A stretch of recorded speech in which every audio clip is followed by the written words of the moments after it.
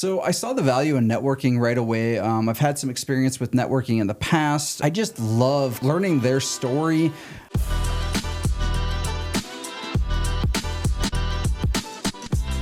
All right, everybody. Welcome to another episode of Connections That Matter, where we have great conversations with Northern Colorado professionals and find out what makes them so great at business, but also so great at networking. And today we have Ryan Ponto from the Spot Specialist on the show. Ryan, welcome. Thank you, Andrew. Pleasure to be here. Ryan, well, thanks for being here. I would love to have you just introduce yourself, share a little bit more about what you do if somebody hasn't networked or met you yet. Yeah. As I said, Ryan Ponto, the Spot Specialist, and we help give our clients peace of mind, whether it's a wine spill on a white rug, maybe just some dirty, well-trafficked carpet, or dirty air ducts from the construction process. We're here to provide a total solution for our clients.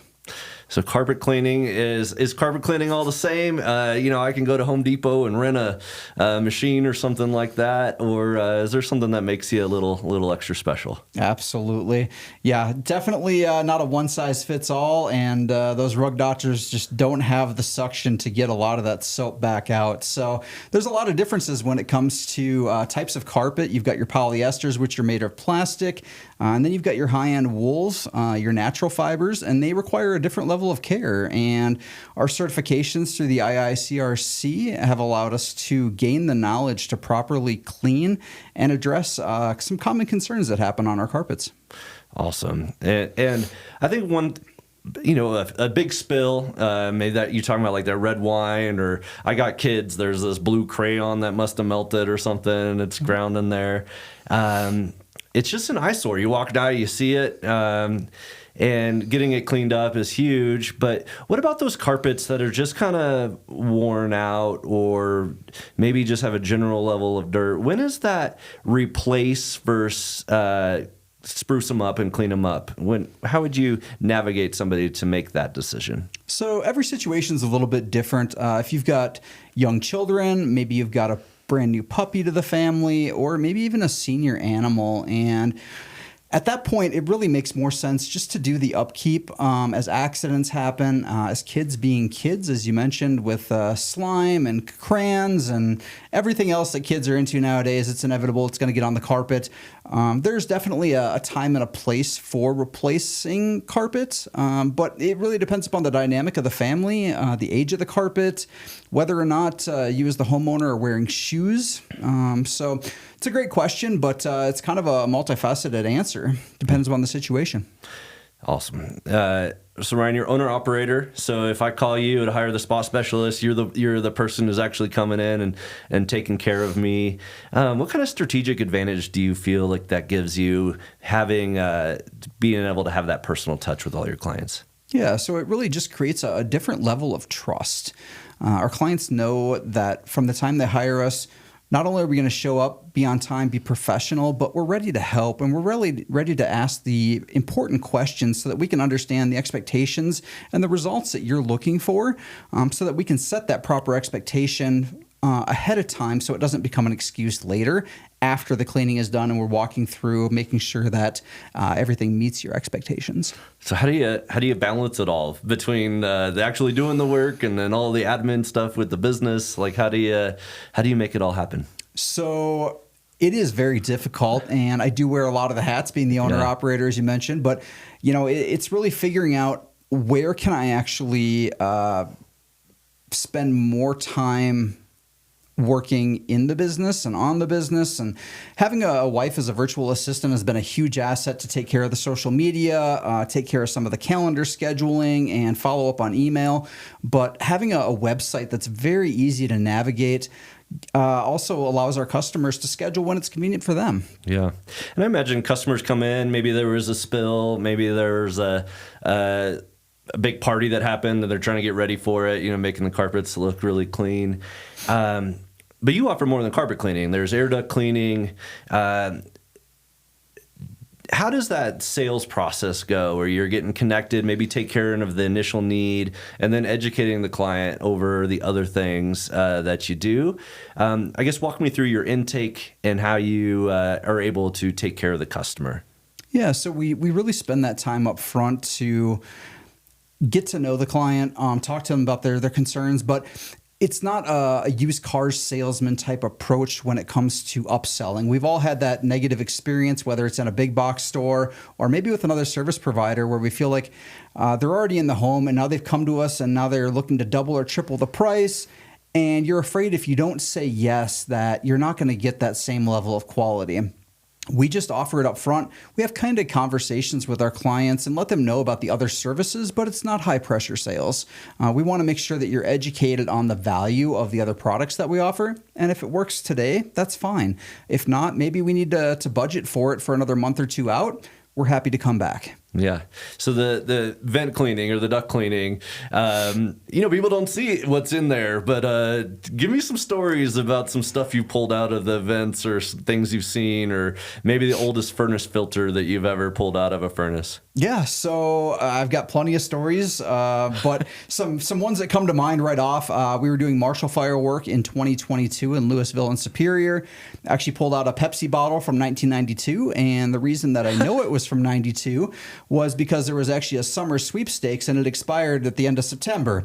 Actually just pulled out a Modelo bottle from a home in Firestone today, right before this appointment here, and the homeowner was very surprised that the contractor, would just put that kind of stuff down the vents. When it comes to furnace filters, I think the oldest one that I've ever seen had been in the system for 8 years. It was very, very well used and was in need of replacement, and we were able to help out with that at the same time. Yeah, geez. What are some symptoms of, like, maybe I need to clean the vents? How do you know when it's the right time? So if you feel like maybe your allergens, maybe you've got asthma, some other respiratory concerns, they just seem to really kind of get triggered and flare up when you're in the home or even in your business. We're able to help out in the business aspect as well. And maybe you've got some dust on the cold air return covers. Maybe you feel gosh, I feel like I'm dusting all the time. Every couple of days I'll dust, and then next thing I know, everything is dusty again. Those really are some telltale signs. And then furnace filters. If you're not replacing them every 3 to 4 months, you'll start to notice that buildup is on there. That's usually another good telltale sign. There you go. Well, let's talk about your being an entrepreneurial family, right? You said your wife is a virtual. So how does that work? How do you collaborate? Does she work for you or alongside you or help you out when you need to? Because she's running her own complete business. Correct. So yeah, she's very busy. She's doing her business 40 hours a week. So she's kind of helping me out periodically. It's not an everyday or set amount of time that she's helping. It's really just kind of whenever I need that extra level of support. But it truly is a balance when you've got, both parents in the relationship working full-time jobs and being entrepreneurs. It takes some creativity to continue to have that spark in the relationship. Well, and both of you were networkers. How I guess as a carpet cleaner, how did you get into networking? How has it been successful for your business? So I saw the value in networking right away. I've had some experience with networking in the past with other jobs that I've had. And I just love kind of connecting with people, learning their story, really kind of what makes them tick. What gives you that motivation to get up and do what you do every day. And there's so many networking events, especially here in Northern Colorado, that you've got to be very diligent and attentive to the time requirement. As you mentioned, my wife does networking. She's kind of part of the same circle that I'm in, but she also has some of the women's networking events that are exclusive to women business owners. And so she's off doing some of those. So sometimes I'm helping out with kids sports pickup, drop off, and starting off the business, I was doing networking 6 days a week in addition to trying to run the business. I've built the business and the brand now to the point where I don't have to be out doing that level of networking, but I still enjoy getting to meet new business owners and helping them through some of the hiccups and just the unknowing part of getting to build a business. I like to be there and support. Well, one thing I see you do really well, Ryan, is you give these like shout outs and testimonials on social media for the people that you've built a relationship. And what I love about the way that you do it is it doesn't look like you just connected and then you're giving them a big shout out. It really comes from a deeper place of you really care about them, you really care about their business, you are professionally endorsing them. Have you always done that? Has it been an intentional part of your strategy, the shout outs and the promotion of your referral partners? So it's not something that I've always done. It's really become more in the last couple of years of finding ways to give back to the communities that give so much to us as small business owners. I feel like it's important, especially as we were just saying about, if you're launching a new business, you feel like, oh my gosh, I've got to try and get money coming in to support my family and pay bills. I would love the opportunity to be able to shout out your business and help bring that spotlight to your business, your passion, and allow others to support you. Spotlight from the spot specialist. That's right. I like that. Talk to me about somebody you met at a networking event, and then how you were able to do it from that first meeting into something that is like true collaboration. If you got a specific example, or kind of take us through the step-by-step of things that you do with your intentionality. Yeah. So the first person that comes to mind when you ask that question is Melissa Foster, Happy Home Organizing. We built a wonderful relationship, and it really started off as she had a client that she had done some organizing for and also needed to have her upholstered headboard cleaned. Melissa shouted me out right away, said, hey, you've got to give Ryan a call. We were over there within a couple of days, got her taken care of. But Melissa and I really continued to foster that relationship where it wasn't just, hey, I referred you, you referred me. We went out, we had coffee. I really got to know Melissa's passion for helping people be more organized. And we have a lot of things in common. It's showing up, it's being professional, the integrity, and just doing what's best for our clients. Well, and I could see it definitely as a strategic alliance between a home organizer and a carpet cleaner, how by you working together really helps the client. Both of you have a different level of trust than maybe some other businesses. Like you're in people's homes, managing people's stuff, getting into their lives in a different way as being in their homes. But who else are you looking to network with, like in that home services, or who has been your best referral partners? So my best referral partners are typically real estate agents, property managers, house cleaners, those people that are frequently in the home repeatedly, whether it's monthly, quarterly, whatever that frequency is. But I'm really looking to kind of connect with a plumber. Okay. Continued experience with HVAC technicians, so that we can work kind of hand in hand with them taking care of the tune-ups and maybe adding duct work. We can come in and do the cleaning portion as well. There you go. So we're a couple of places where you network. I've seen you around my ecosystem, but you're very involved in some other ecosystems too. So why don't you shout out some of the places where you really find a lot of value from networking? Yeah. So as you mentioned, in addition to Network in Action, which has been a great referral source for me and kind of a new venture in the last year, I'm also part of a Wednesday group that meets at Centennial Leasing and Sales in Windsor from 9 a.m. to 10. I'm the president of Rooted Connections of Northern Colorado.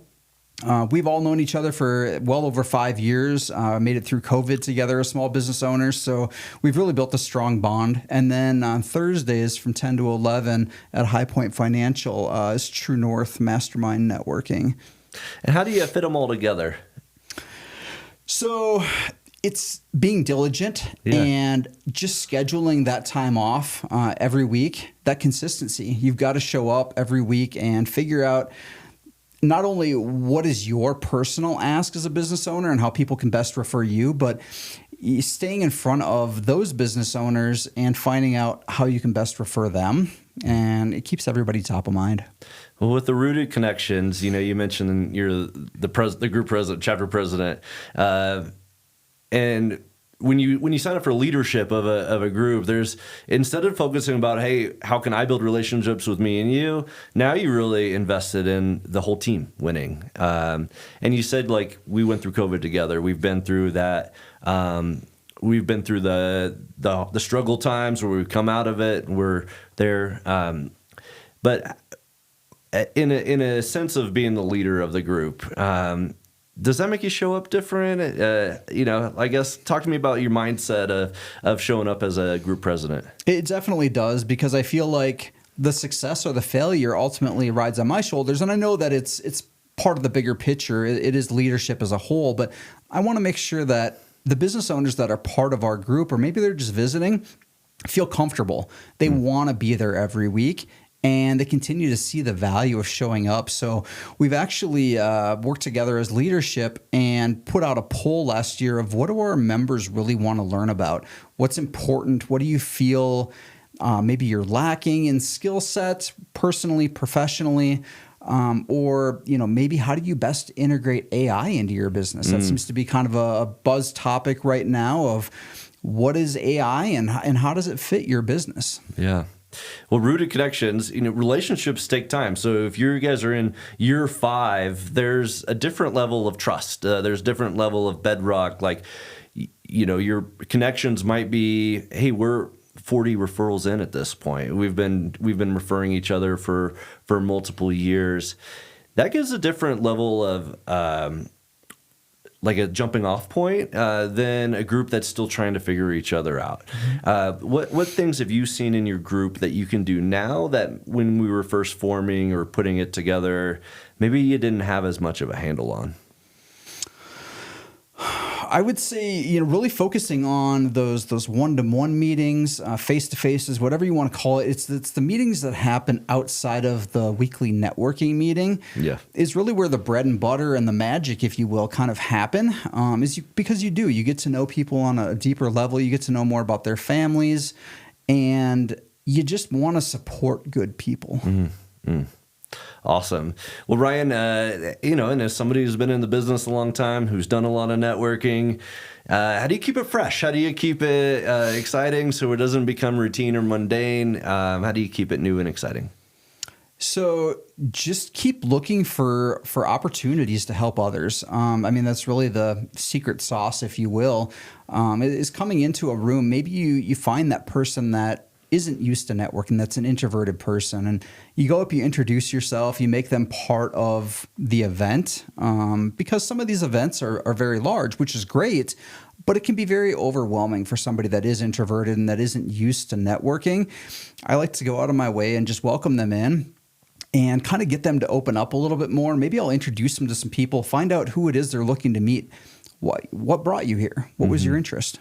Yeah, especially if you're an original, an OG in a networking circle, seeking out those new people, acting as a host and being a connector is a great way to put it in. And with that experience of being in the group a long time, you're able to make that right connection, which goes there. Well, so Ryan, what's next for you? Like, what's your goals? Where do you see the business going in the next couple of years? So it's something that's, trying to kind of figure it out. I have been a solopreneur for the last 5 years that the Spot Specialist has been around. I'm trying to figure out if this is the right time to hire the right person that I can kind of groom into taking over the business, or there might be an opportunity to sell the business to the right venture partner. So just want to make sure that whatever we do, it's in the best interest of our clients, and they continue to build the brand with the same level of ethics and professionalism that I have so far. Right on. Well, Ryan, I've really enjoyed getting to know you and having you be a part of the community. I'm feeling a little confronted about, like, how dirty are my carpets and some of my, or like, when was the last time I did some of the duct cleaning and stuff? So if maybe somebody hasn't changed their furnace filter in a year, maybe there's that spot in their carpet, or maybe they're just wanting to network with an amazing home service professional, what's the best way for people to get a hold of you? So you can reach out to me via the social channels, Facebook and Instagram at The Spot Specialist. My phone number, 970-829-9330. You can call, text, connect with me that way, or you can send me an email at ryan@thespotspecialist.com. So really, it's whatever you feel is best, but I'd love to connect. Awesome. Well, we'll put all that in the show notes. Ryan, thanks so much for coming on Connections That Matter, and we'll see you at the next event. I appreciate it, Andrew. Thank you. Hey all, thanks for watching. I love networking and building relationships with other Northern Colorado business leaders. So if you want to come meet some of these podcast guests, meet me, or meet some other amazing entrepreneurs in Northern Colorado, I would love to have you attend one of our next events.